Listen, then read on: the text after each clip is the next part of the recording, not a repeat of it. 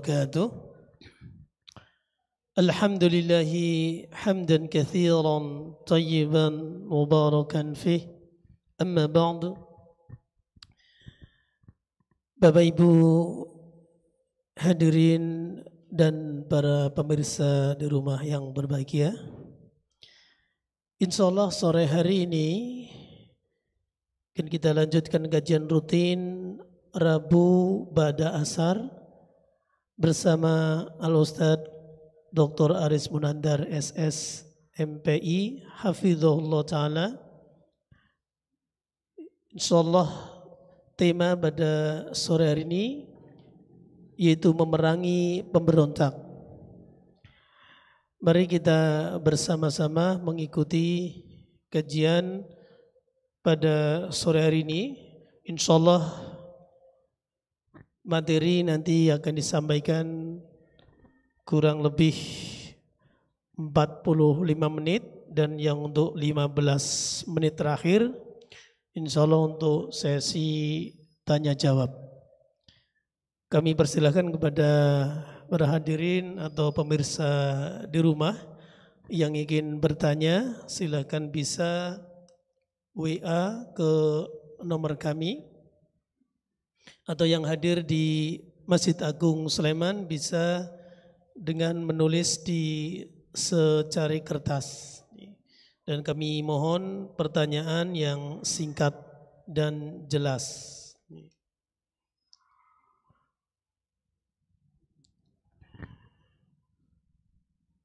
Baiklah, untuk sore hari ini kajian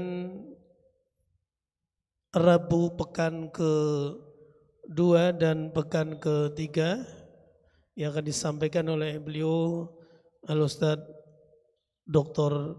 Aris Munandar SS MPI,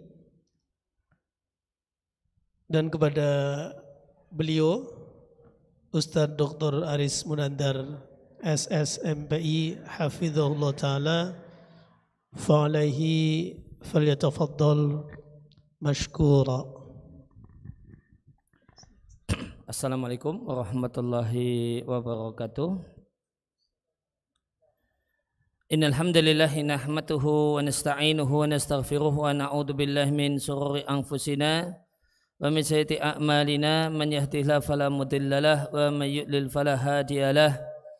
Wa asyhadu an la ilaha illallah wahdahu la syarikalah wa asyhadu anna Muhammadan abduhu wa rasuluhu sallallahu alaihi wa ala alihi wa sahbihi wa sallam. Ba'd.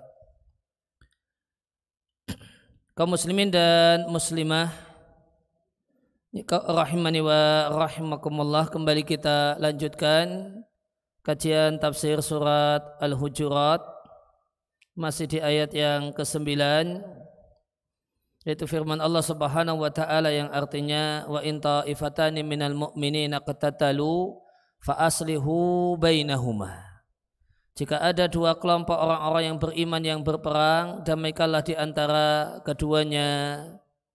Fa in baghat ihdahuma 'alal ukhra faqatilul lati tabghi. Jika satu kelompok itu melampaui batas kepada yang lain, maka perangilah kelompok yang melampaui batas hatta tafi'a ila amrillah, sehingga kelompok tersebut kembali kepada ketentuan Allah, yaitu berdamai. Fa in fa'at fa aslihu bainahuma bil adli wa aqsitu. Jika kelompok tersebut mau kembali berdamai, maka damaikanlah di antara keduanya dengan adil dan bersikaplah yang adil. Sesungguhnya Allah Subhanahu wa taala mencintai orang-orang yang bersikap adil.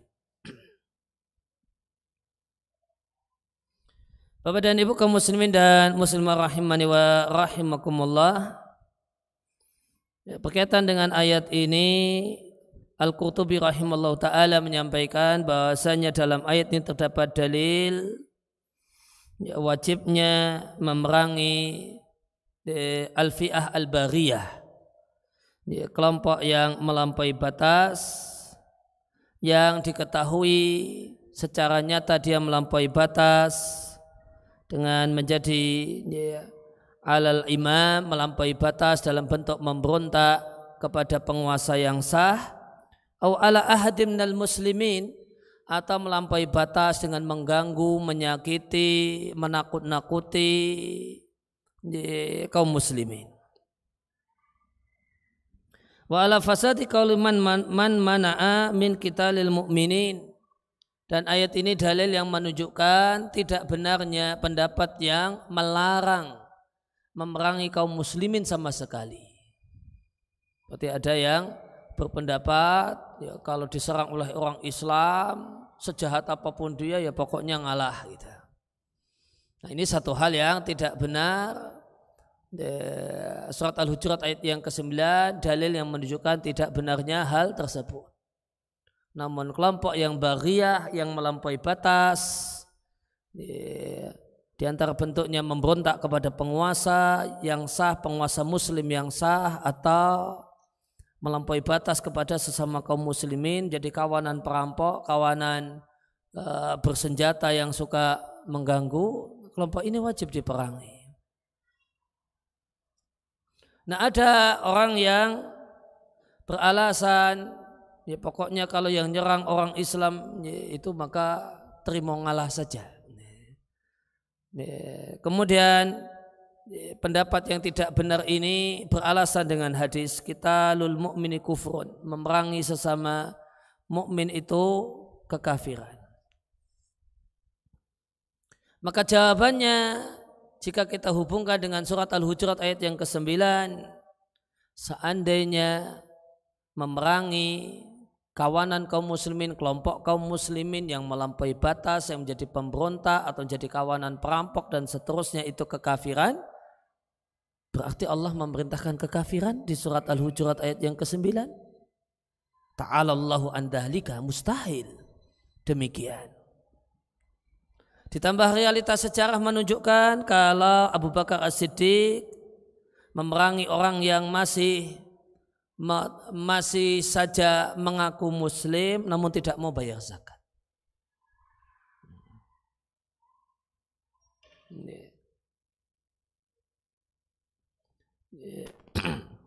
Maka Abu Bakar pun memerangi kelompok yang ngaku muslim namun tidak mau bayar zakat, dan ini disetujui oleh semua para sahabat.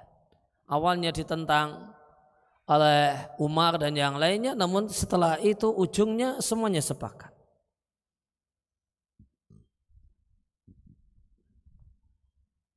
Hanya saja Abu Bakar memerintahkan kalau pihak yang diserang dalam hal ini yang tidak mau bayar zakat dan dia masih ngaku Islam, itu kabur, tidak boleh dikejar.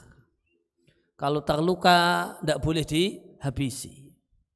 Hartanya tidak diperlakukan sebagai harta rampasan perang, sebagaimana perang dengan orang kafir.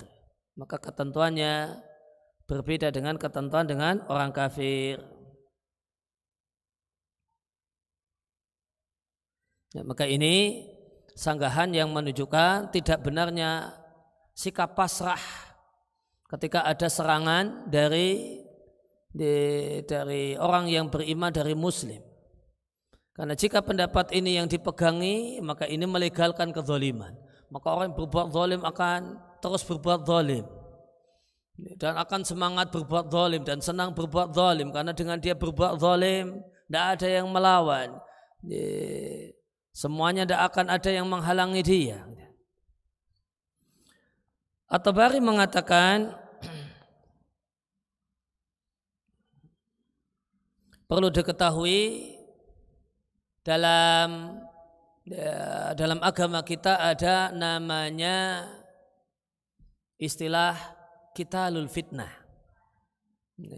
Ada namanya istilah qitalul fitnah. Peperangan disebut fitnah. Peperangan fitnah itu satu peperangan yang terjadi dari dua kelompok orang yang beriman dalam keadaan kita tidak tahu mana kelompok yang zalim dan mana kelompok yang dizalimi. kita bingung. Semuanya mengaku dizalimi. Semuanya mengaku dizalimi. Kelompok A sama B. Maka konvensi persnya kelompok A kami terzalimi. Konvensi persnya kelompok B kami juga terzalimi. Dan keduanya saling serang menyerang. Nah, orang yang tidak tahu duduk perkara sebenarnya, maka ya, dalam pandangan orang yang tidak tahu duduk perkara sebenarnya, keributan antara A dan B saling menyerang, bahkan saling membunuh, itu disebut qitalul fitnah. Nah, yang dituntunkan ketika terjadi qitalul fitnah adalah kita tidak terlibat dan tidak berpihak kepada kedua belah pihak. Yang dituntunkan, yang dianjurkan kalau terjadi qitalul fitnah itu kita jadi non-blok. Blok ketiga yang namanya non-blok, pakai istilah zaman dulu. Enggak blok timur, enggak blok barat, namun bikin blok ketiga namanya non-blok. Itu yang dianjurkan. Tapi orang yang tahu duduk perkara sebenarnya silahkan memberikan pembelaan terhadap yang diyakini itu berada di jalan yang benar. Sehingga dalam menyikapi peperangan antara dua kelompok kaum muslimin di sini, sikap seorang muslim tidak harus seragam. Sikap seorang muslim itu tidak harus seragam. Ada yang memilih jadi non-blok, ada yang menimbang ini dan itu, tahu duduk perkara sebenarnya, saya di blok A.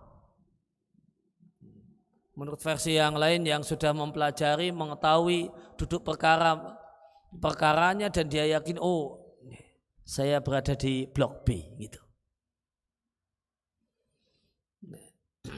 Kemudian ini gambaran tentang namanya qitalul fitnah, peperangan fitnah.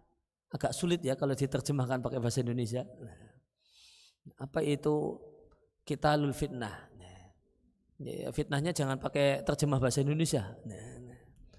Tuduhan palsu. Tapi qitalul fitnah itu. Qitalul fitnah itu namanya qitalul fitnah. Nah, ada orang yang berpandangan pokoknya setiap muslim, kelompok muslim serang menyerang dengan kelompok B yang juga muslim, maka setiap kali ada peperangan antara seorang muslim, antara sesama muslim, langsung dinilai qitalul fitnah. Sehingga dia milih mundur dan tidak berpihak kepada siapapun. Ini ada yang kemudian berpendapat, punya pandangan demikian. Pokoknya antara muslim sama muslim ribut, ini qitalul fitnah, saya tidak berpihak.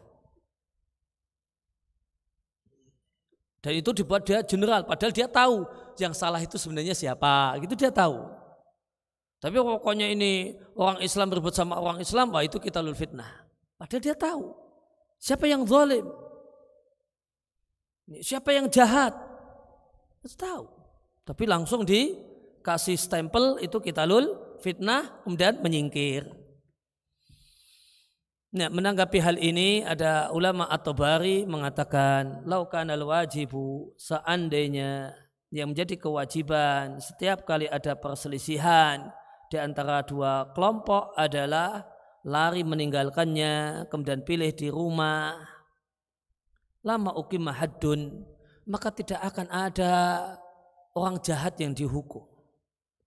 Wala ubtila batilun, maka tidak ada kebatilan yang dihapus. Dan seandainya semuanya dianggap sebagai qitalul fitnah, kita menyingkir, kita menjauh, kita masa bodoh, maka niscaya orang-orang munafik, penggemar dosa, memiliki jalan untuk menghalalkan semua yang Allah haramkan, yaitu merampas harta kaum muslimin, menawan perempuannya dan menumpahkan darahnya. Maka mereka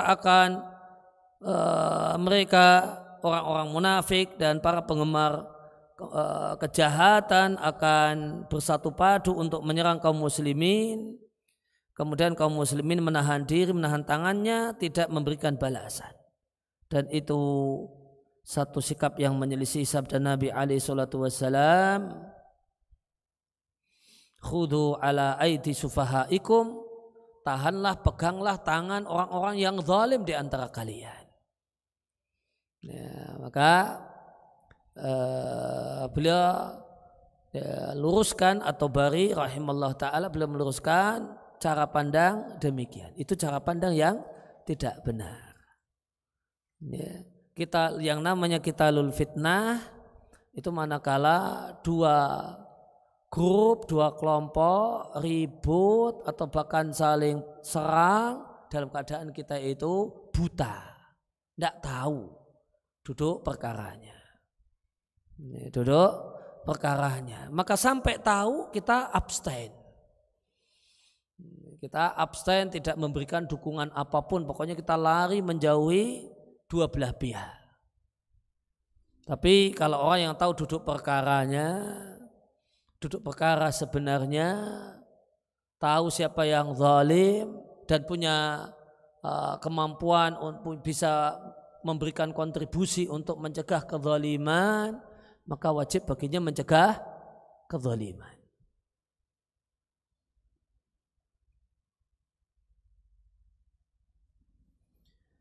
Dan Ibnul Arabi rahimallahu ta'ala mengatakan, hadil ayatu, ayat ini, Al-Hujurat ayat yang ke-9 adalah dalil pokok fi qitalil muslimin, dalam memerangi kaum muslimin yang berhak untuk diperangi. Jika ada yang zalim melampaui batas, maka perangi mereka, kata Allah di surat Al-Hujurat ayat yang ke-9. Dan ayat ini adalah pegangan pokok untuk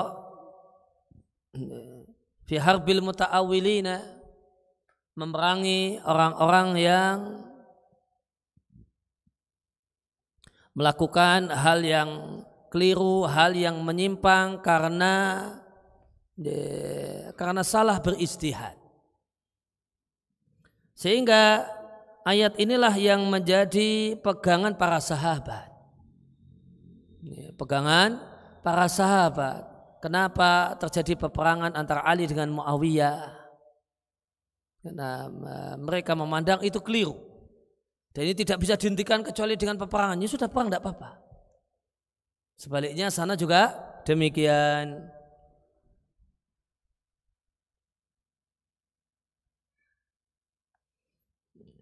Dan inilah yang dimaksudkan oleh Nabi sallallahu alaihi wasallam, taqtulu amaran al-fi'atul baghiyatu. Nabi mengkabarkan bahasanya nanti Ammar bin Yasir akan terbunuh di tangan kelompok yang zalim. Berarti Nabi memberikan label pada orang yang membunuh Ammar sebagai kelompok yang baghiyah, yang melampaui batas dan zalim. Dan realitanya Ammar itu berada di barisannya Ali dan terbunuh.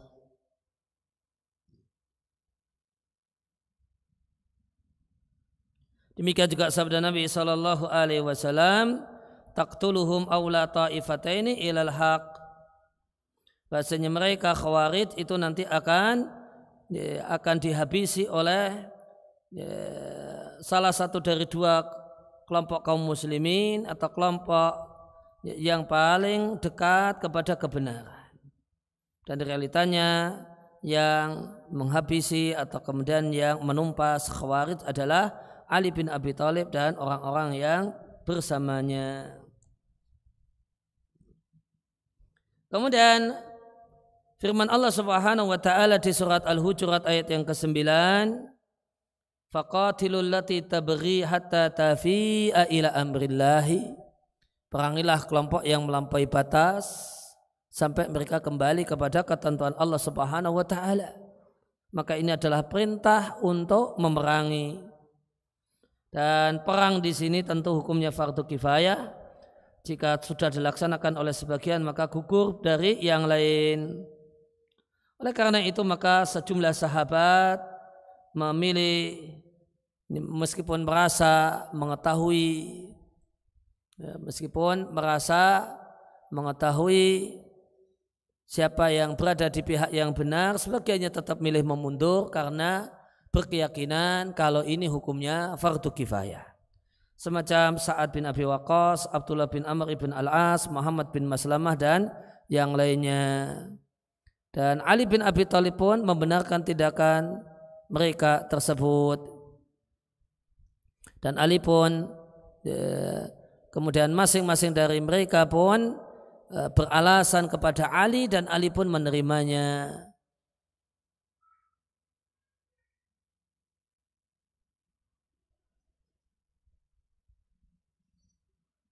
Ya, maka di sini kita jumpai penjelasan ketika terjadi peperangan antara Ali dengan Muawiyah, dan sebagian sahabat atau banyak sahabat memilih untuk tidak terlibat. Maka faktor yang menyebabkan mereka itu tidak terlibat, ada yang faktornya karena menilai itu qitalul fitnah. Ada yang karena menilai ini qitalul fitnah. Sikap tuntunan dari Nabi dalam qitalul fitnah menjauh. Kemudian yang kedua, berdasarkan tadi kutipan yang dibacakan, sebagian sahabat itu menilai Ali yang berada di pihak yang benar. Namun milih tidak terlibat dengan pertimbangan bahwasannya keterlibatan dalam hal ini hukumnya fardu kifayah. Dan itu sudah cukup. Sekian banyak orang sudah cukup. Saya pilih mundur, pilih menjauh. Ini tadi dicontohkan sejumlah sahabat yang tidak terlibat karena alasan ini. Tadi ada sahabat Sa'ad bin Abi Waqqas, ada Abdullah bin Amr ibn Al-As, ada Muhammad bin Maslamah dan yang lain. Dan mereka ini pun ketemu Ali dan menyampaikan alasannya dan Ali pun memakluminya. Diriwayatkan bahasanya Muawiyah radhiallahu anhu tatkala khilafah itu dipegang oleh Muawiyah. Dan khilafah resmi dipegang oleh Muawiyah di tahun 41 Hijriah. Pada saat itu di kejadian ini Muawiyah pernah menegur Sa'ad atas sikapnya, Sa'ad bin Abi Waqqas atas sikapnya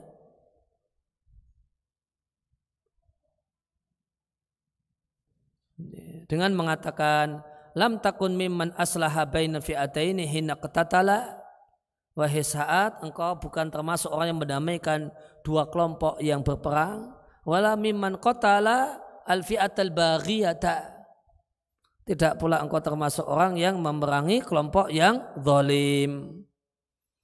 Faqala lahu Sa'ad, maka Sa'ad mengatakan nadimtu ala tarki qital al-fi'atil baghiyati, sebenarnya aku menyesal kenapa aku tidak terlibat dalam memerangi kelompok yang zalim.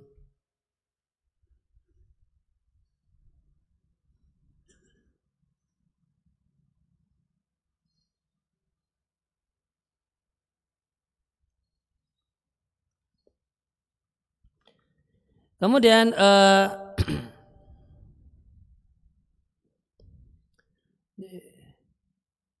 dan demikian pula ada satu kelompok yang demikian melampaui batas sampai-sampai Nabi memerintahkan untuk memeranginya padahal dia adalah orang Islam, yaitu Khawarij. Sangat-sangat melampaui batas, sangat-sangat keterlaluan dan sangat-sangat zalim. Sebagian dalam hadis yang diriwayatkan Bukhari dan Muslim dari Ali radhiyallahu anhu, beliau mengatakan, "Idza hadastukum an Rasulillah sallallahu alaihi wasallam," ketika aku menyampaikan hadis kepada kalian, maka sungguh aku jatuh dari langit lebih aku sukai daripada aku berbohong atas nama Nabi. Maka artinya beliau menegaskan bahasanya beliau menyampaikan hal ini apa adanya. Wa idza hadastukum, namun jika aku sampaikan kepada kalian fima baini wa bainakum, urusan antara aku dan kalian, fa innal harba khid'atun, maka peperangan itu tipuan. Aku mendengar Rasulullah sallallahu alaihi wasallam bersabda, ya'ti fi akhir zaman, akan datang, akan terjadi di akhir zaman, kaumun, akan muncul di akhir zaman sekelompok orang yang mereka ini anak-anak muda, orang yang pikiran yang sufahaul ahlam, bukan orang yang berakal. Yaquluna min khairi qaulil bariyah, mereka mengatakan sebaik-baik perkataan manusia, yaitu mereka adalah orang-orang yang rajin baca Al-Quran.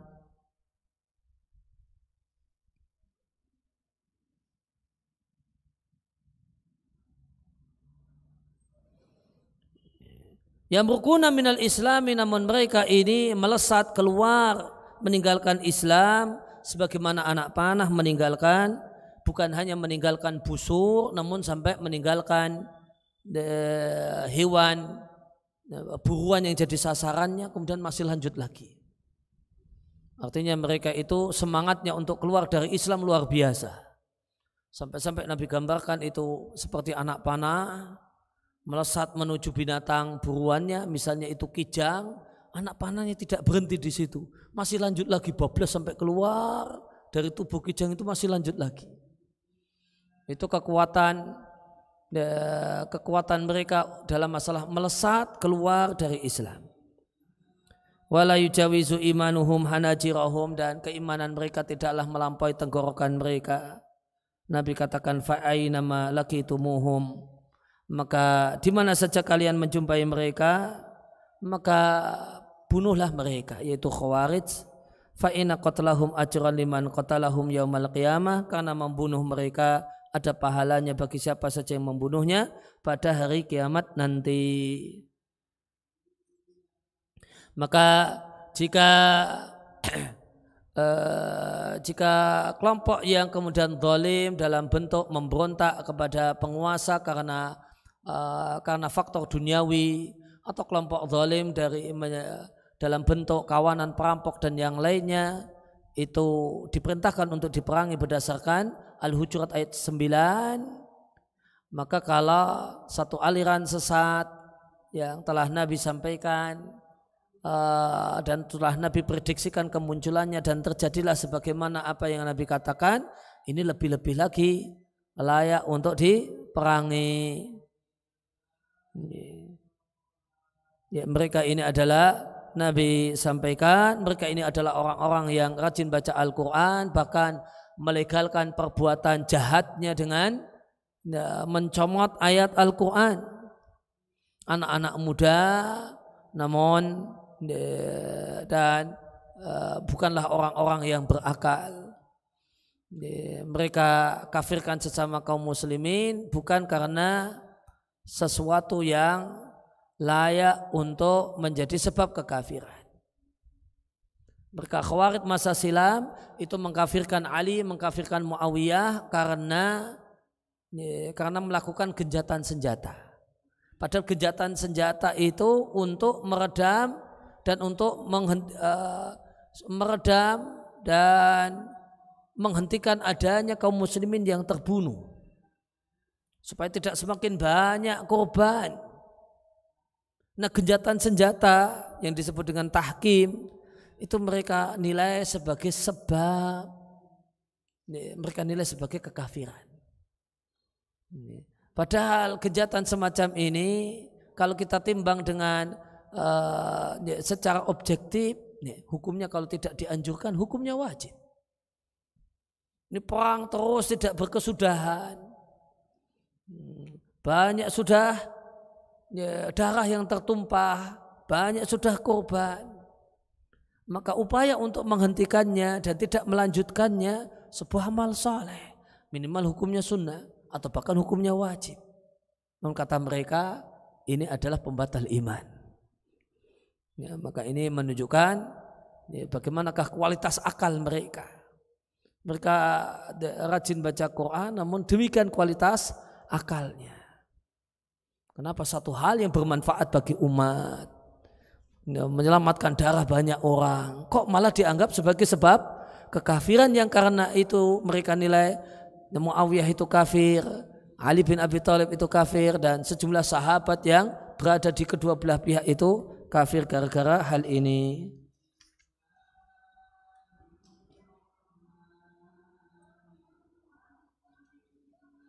Ya, kemudian berkaitan dengan keributan yang terjadi di antara para sahabat, maka satu hal yang perlu kita ingat juga ada hadis Nabi SAW kepada Ali bin Abi Thalib, la yuhibbuka ila mu'minun wa la yubghiduka ila munafikun. Terdapat hadis yang mengatakan, wahai Ali, tidak ada yang mencintaimu kecuali orang yang beriman, dan tidak ada yang membencimu kecuali orang munafik.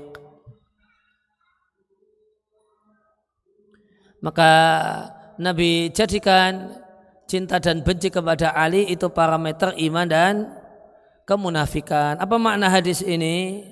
Hadis ini dimaknai dengan cinta syar'i dan kebencian yang syar'i. Sehingga makna hadis ini tidak ada seorang yang mencintai Ali dikarenakan Ali itu membela Nabi, Ali adalah di antara orang yang segera masuk Islam sebelum yang lainnya, karena Ali itu ikut dalam sejumlah peperangan bersama Nabi, dikarenakan Ali itu Nabi pilih untuk menjadi menantunya. Maka tidak ada orang yang mencintai Ali dengan alasan-alasan di atas kecuali orang yang beriman. Dan jika menimbang alasan-alasan di atas kok kesimpulannya tetap benci sama Ali, maka itu orang munafik.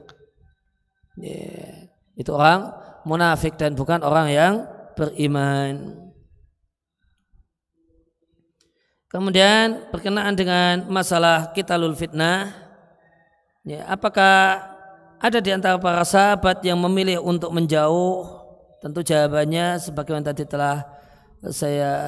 kita telah singgung, ada banyak sahabat yang memilih untuk tidak terlibat ketika terjadi peperangan antara Ali dan Muawiyah. Siapakah di antara mereka?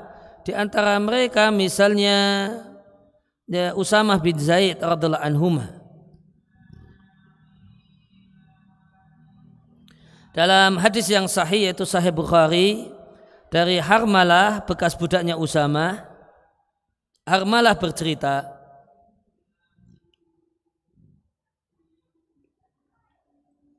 arsalani Usamah tu ila Ali. Usamah mengutusku untuk ketemu dengan Ali.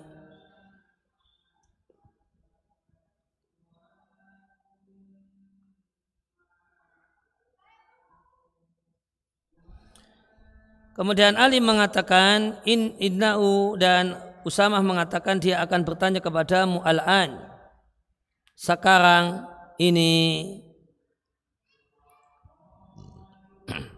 Nah, Ali bertanya kepada Harmalah, ma khalfa sahibika.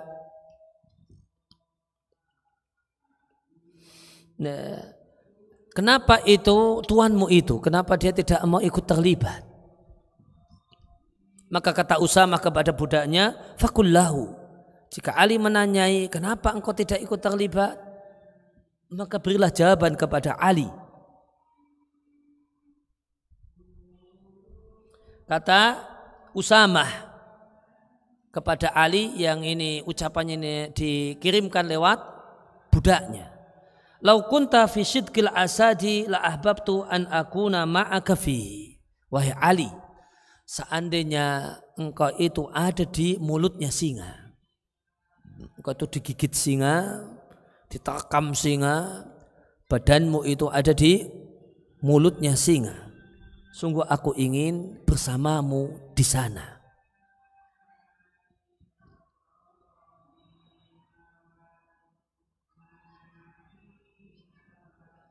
Walakin hada amrun lam arahu.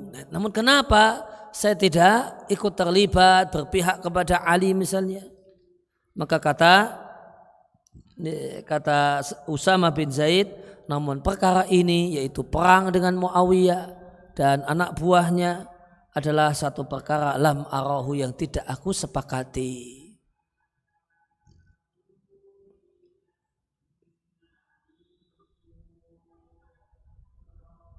Nah, apa makna kalimat ini?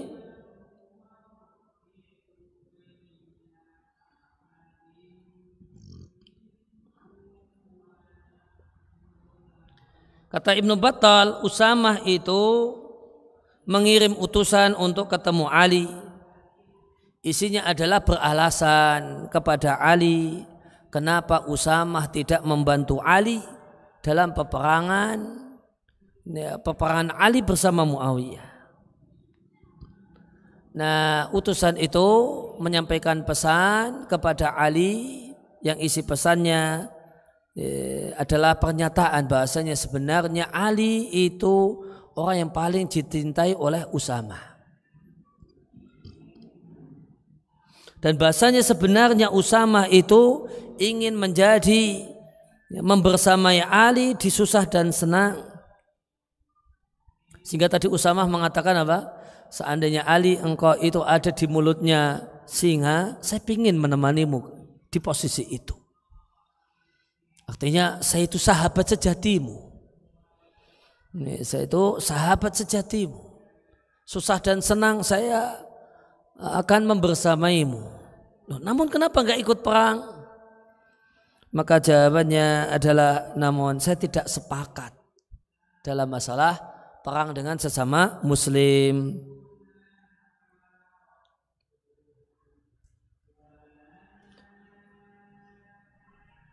Nah, kenapa demikian? Kenapa Usamah demikian? Ini adalah dampak dari kejadian dulu. Usamah itu punya kasus. Ketika itu Usamah bin Zaid itu pernah punya kasus dalam masalah bunuh orang. Di satu peperangan dengan orang kafir, orang kafirnya lari. Maka dikejar oleh Usamah dan satu sahabat Ansor. Dikejar sampai akhirnya terpojok. Tidak bisa kemana-mana, nggak bisa lari. Akhirnya orang kafir tersebut syahadat. Begitu mendengar orang kafir itu syahadat, temannya Usamah, kan ini dua orang, temannya Usamah kemudian menarik pedangnya, tidak jadi. Namun Usamah tetap menebaskan pedangnya kepada orang tersebut setelah dia mengucapkan la ilaha illallah. Dan kejadian sampai kepada Nabi menegur Usamah. Padahal Usamah itu orang yang paling Nabi cintai. Sangat-sangat Nabi cintai. Usamah itu pas kecilnya umbelan, itu Nabi sendiri yang membersihkannya. Nabi sendiri yang membersihkannya. Itu kalau bukan karena cinta tentu orang jijik. Umbul sentrat semtrup dibersihkan itu indikasi cinta. Itu Usamah cintanya Nabi dan sangat terkenal kalau Nabi itu mencintai Usamah sebagaimana juga mencintai ayahnya Zaid bin Harithah. Nah, meskipun demikian di kasus ini Nabi mencela Usamah. apakah engkau masih nekat membunuhnya setelah dia mengucapkan la ilaha illallah? Wahai Nabi, dia itu cuma hapus-hapusan, dia itu cuma bohongan, dia itu untuk melindungi diri. Maka Nabi katakan, apakah engkau telah belah dadanya dan kau tahu isi hatinya? Terus diulang-ulang sampai Usama betul-betul menyesal dan mengatakan bahasanya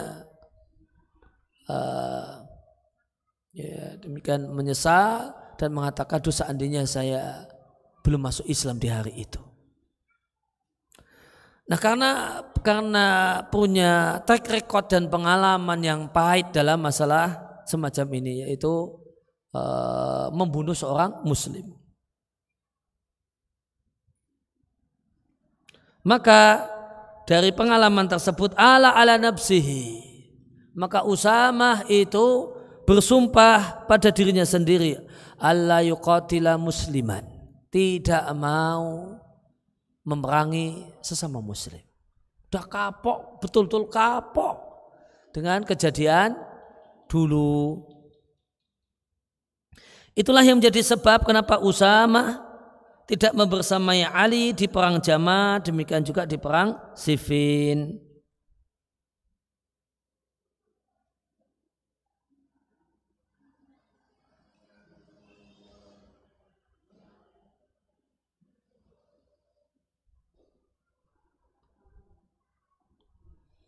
Kemudian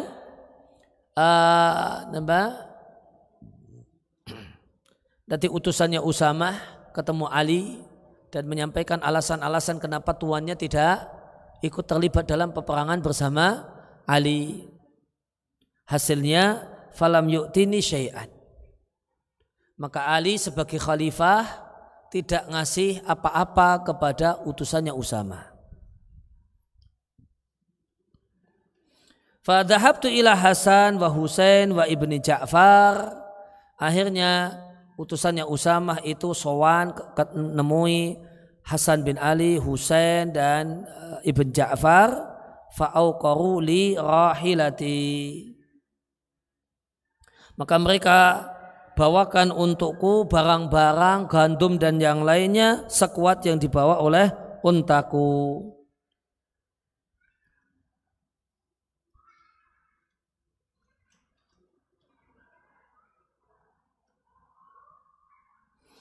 Nah, kenapa demikian? Ini maknanya sepertinya tatkala mereka mengetahui bahasanya Ali tidak memberi untuk Usamah apapun, akhirnya dengan inisiatif pribadi mereka menggantikan apa yang menggantikannya dengan harta pribadi mereka, sehingga mereka ini Hasan, Husain itu memberikan kepada Usamah bin Zaid pakaian dan yang lainnya sekuat yang dibawa oleh untanya, yaitu unta yang ditunggangi oleh Usamah atau oleh budaknya Usamah. Jadi nampaknya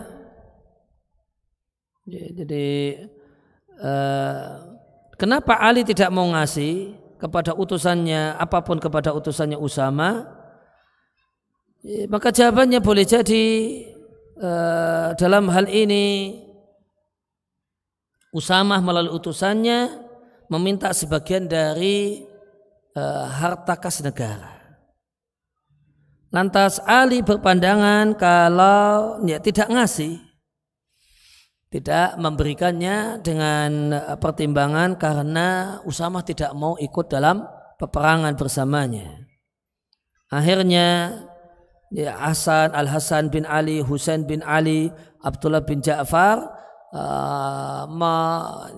dari koceknya kemudian ganti apa yang seharusnya diberikan atau apa yang seharusnya diberikan oleh Ali kepada Usamah bin Zaid. Hal ini dikarenakan di antara pertimbangannya adalah karena cintanya Nabi SAW kepada Usamah. Di antara bentuk cintanya Nabi SAW pernah mendudukkan Usamah di pahanya dan Al-Hasan di paha Nabi yang lain. Pernah satu ketika Nabi itu mangku, yang satu di satu paha mangku cucunya Al-Hasan, di paha yang lain mangku Usamah bin Zaid. Lantas Nabi berdoa, Allahumma inni uhibbuhuma. Ya Allah, sesungguhnya aku mencintai keduanya.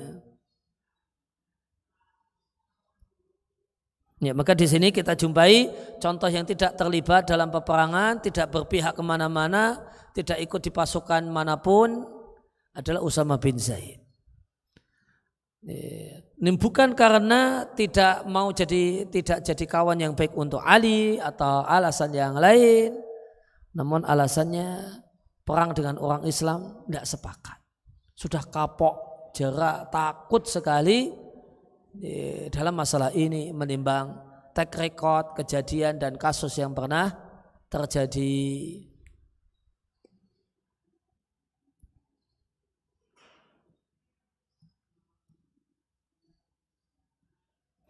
Kemudian contoh sahabat yang lain yang tidak ikut terlibat ada Abu Mas'ud Al-Badri. Ada sahabat Ansar namanya Abu Mas'ud Al-Badri. Dalam kitab sahih yaitu Sahih Bukhari dari Shaqiq ibn Salamah. Shaqiq bercerita, saya duduk bersama Abu Mas'ud, demikian juga dan Ammar. Faqala Abu Mas'ud, kemudian Abu Mas'ud mengatakan, ma min ashabika ahadun illa law syi'tu laqultu fihi ghairaka.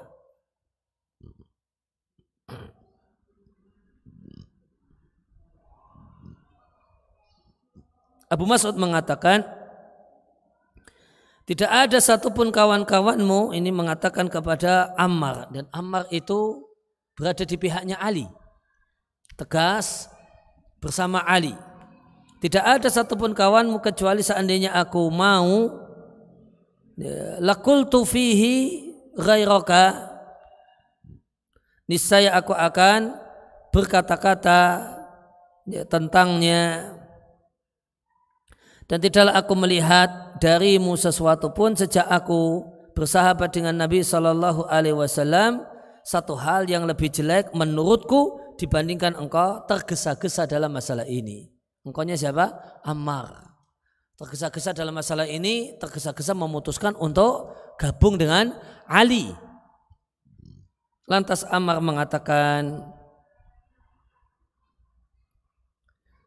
dibalik sama Ammar, wahai Abu Mas'ud, tidaklah aku melihatmu, melihat dari dirimu, tidak pula dari kawanmu ini sesuatu pun sejak aku membersamai Nabi SAW yang lebih jelek menurutku dibandingkan engkau terlambat dan tidak mau ikut dalam masalah ini. Maka Abu Mas'ud menilai Ammar bin Yasir tergesa-gesa berpihak. Ammar mengatakan perbuatan Abu Mas'ud yang enggak mau ikut, itu satu hal yang paling buruk dalam masalah ini.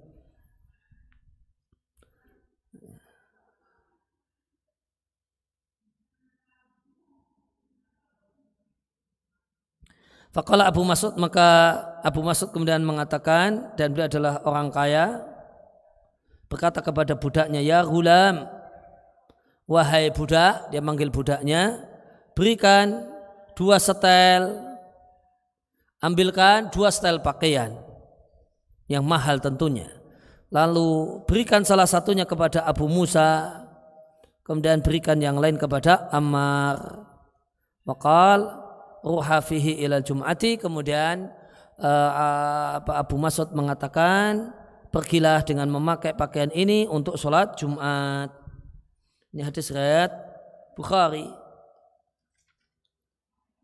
Ibnu Battal mengatakan, dalam obrolan yang terjadi di antara mereka terdapat dalil bahasanya masing-masing dari 2 kelompok ini, kelompoknya Ali dan Muawiyah itu beristihad dan berpandangan bahasanya kebenaran bersamanya. Maka Abu Mas'ud itu ada seorang yang kaya dan dermawan, dan mereka ini kumpul di rumahnya Abu Mas'ud pada hari Jumat. Akhirnya Abu Mas'ud memberikan pakaian kepada Ammar 1 setel untuk dipakai sholat Jumat. Li'anau kana, karena Ammar ketika itu posisinya memakai pakaian safar dan penampilan perang. Maka sebenarnya Ammar tidak suka menghadiri sholat Jumat dengan pakaian semacam ini.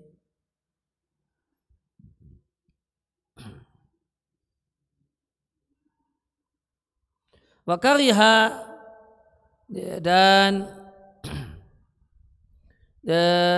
Abu Mas'ud itu tidak ingin memberikan pakaian kepada Ammar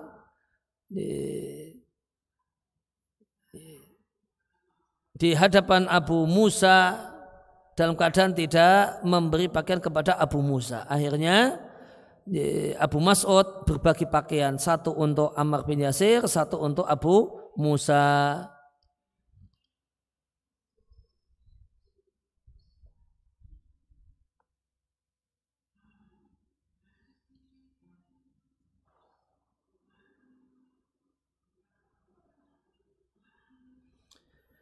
Ya, maka Abu Mas'ud itu sepakat dengan Abi Musa al-Asy'ari dalam masalah tidak mau ikut terlibat perang karena memegangi hadis-hadis berkenaan dengan hal itu. Di antaranya adalah ancaman dari Nabi SAW untuk orang yang mengacungkan senjata kepada sesama muslim. Sedangkan Ammar sepakat dengan pendapat Ali, ini ada pemberontak atau ini ada orang yang zalim yang perlu ditumpas. Dan yang menjadi pegangan Ammar adalah firman Allah Ta'ala, faqatilul lati tabghi, perangilah kelompok yang melampaui batas. Dan dalam pandangan Ammar bin Yasir, ancaman yang terdapat, ancaman dalil-dalil ancaman untuk perang dengan sesama muslim adalah mangkana muta'addiyan ala sahibihi, adalah manakala itu statusnya adalah zalim dengan orang lain. Maka ini diantara contoh sahabat yang tidak ikut berpihak pada manapun saat terjadi peperangan antara Ali dengan Muawiyah. Maka tadi diantaranya adalah ada sahabat Abu Mas'ud al-Badri, ada juga Abu Musa, mungkin Abu Musa al-Asy'ari. Dan tadi disampaikan bahwasanya kalau Abu Mas'ud, demikian juga Abu Musa al-Asy'ari itu tidak mau terlibat perang karena menilai ini adalah qitalul fitnah. Kemudian mereka, sedangkan ajaran Nabi dalam qitalul fitnah adalah tidak dan jangan terlibat. Dan tadi sudah saya sampaikan definisi qitalul fitnah. Manakala ada dua kelompok kaum muslimin saling serang, saling memerangi, dalam keadaan kita tidak tahu siapa yang zalim dan siapa yang dizalimi. Kebenaran ada pihak siapa kita betul-betul tidak tahu. Itu namanya qitalul fitnah. Demikian juga semestinya sikap seorang muslim ketika ada keributan. Bisa kita ambil pelajaran kalau hadis-hadisnya tentang perang. Tapi bisa kita ambil pelajaran ketika ada dua kubu kaum muslimin saling mencela, serang menyerang. Tapi ini bukan serangan pedang, namun serangan omongan. Si A ngomongin gini kepada B ngomongin begini kepada A. Maka di sebagian keadaan itu mirip qitalul fitnah. Kita tidak tahu duduk perkara sebenarnya. Duduk perkara sebenarnya itu aslinya gimana sih? Karena kalau kita dengar keterangannya si A, kita akan manggut-manggut, benar. Nah, kalau kita dengar keterangannya si B, ya akan manggut-manggut, iya B benar. Nah, itu berarti ini berarti kondisi sama dengan qitalul fitnah. Kalau di qitalul fitnah, maka sikap yang tepat tidak terlibat. Tidak terlibat.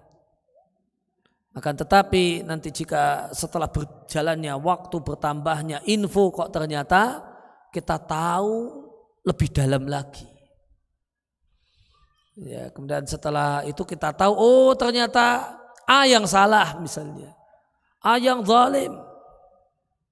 Ya, maka dalam kondisi ini, kondisinya bukan lagi seperti qitalul fitnah. Semestinya yang mampu untuk mencegah kezaliman, menghentikan kezaliman, memiliki kewajiban untuk menghentikannya. Tidak hanya berpangku tangan. Ya, tidak boleh beralasan dengan hadis-hadis qitalul fitnah. Karena tadi kata At-Tabari, kalau yang penting dua orang Islam ribut saya diam, ya, maka ini akan menyebabkan membuka jalan pada orang jahat untuk terus berbuat jahat. Nanti orang yang saya dolimi tidak akan ada yang membela kok. Saya dolimi aja dia. Nanti orang-orang akan menilai ini seperti qitalul fitnah. Ya, tidak demikian. Maka sebagaimana kata At-Tabari, siapa yang tahu duduk perkara sebenarnya, kemudian dia punya kemampuan untuk menghentikan kezaliman orang yang zalim, wajib baginya berperan, berkontribusi dalam menghentikan kezaliman orang yang zalim. Ya, demikian kurang lebih yang bisa kita bicarakan, kita bahas dalam masalah ini. Ya, kemudian pembahasan sederhana, gambaran dan fikih sederhana tentang apa itu qitalul fitnah dan kemudian imbasnya, kemudian yang ini menjadi menjadi imbasnya, kemudian di sikap para sahabat. Dan di antara pelajaran pentingnya adalah para sahabat ini meskipun mereka berbeda sikap, mereka tidak saling menyalahkan. Ya, mereka tidak saling memusuhi. Ya, maka tadi ada Abu Mas'ud yang menilai Ammar itu salah karena berpihak pada salah satu pihak ikut perang. Sedangkan Abu Mas'ud menilai sikap yang tepat adalah tidak terlibat. Ya, namun hubungan mereka tetap baik. Ya, sehingga Abu Mas'ud malah ngasih baju yang mahal untuk kepada Ammar bin Yasir. Ya, kita tetap bersaudara meskipun ya, punya pandangan politik yang berbeda dan punya sikap yang berbeda. Ini pro totalitas dengan Ali, saya nggak mau ikut-ikutan. Nah, itu ya semestinya sikap semacam ini yang patut untuk dicontoh. Bahasanya dalam masalah bersikap, pilihan-pilihan sikap itu tidak harus sama. Ya, boleh jadi si A demikian, si B demikian, dan semuanya adalah tetap saudara. Ya, demikian. Wassallallahu ala nabiyina Muhammadin wa ala alihi wa sahbihi wasallam wa akhiru da'wana alhamdulillahi rabbil alamin. Jazakallah khairan pada Ustaz Dr. Aris Munandar hafizahullah ta'ala yang telah menyampaikan ilmu kepada kita. Baiklah Ustaz, izin bertanya Ustaz, ada pertanyaan. Bagaimanakah menyikapi orang yang zalim, misal dia berbuat curang, korupsi, bahkan sampai membunuh?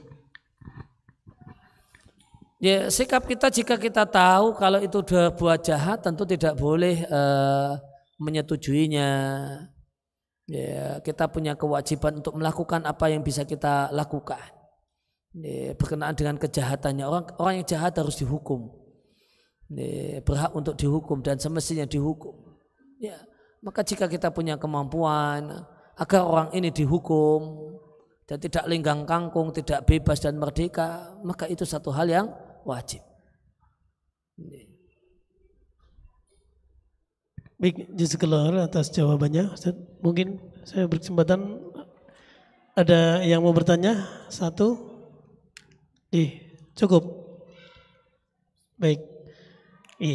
Cukup Ustaz. Jazakallah atas waktunya. Baik jamaah, sebelum kami tutup kami sampaikan ada beberapa pengumuman. kajian Sabtu malam Ahad besok ba'da maghrib di masjid ini insyaallah bersama Ustadz Ali Basuki LC hafizallahu taala. Kemudian juga kajian Jumat subuh sampai syuruk di Masjid Perumahan Jember Baru insyaallah bersama Ustadz Afifi Abdul Wadud hafizallahu taala.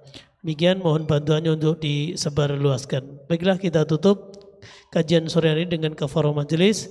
Subhanakallahumma wa bihamdika asyhadu an la ilaha illa anta astaghfiruka wa atubu ilaik. Assalamualaikum warahmatullahi wabarakatuh.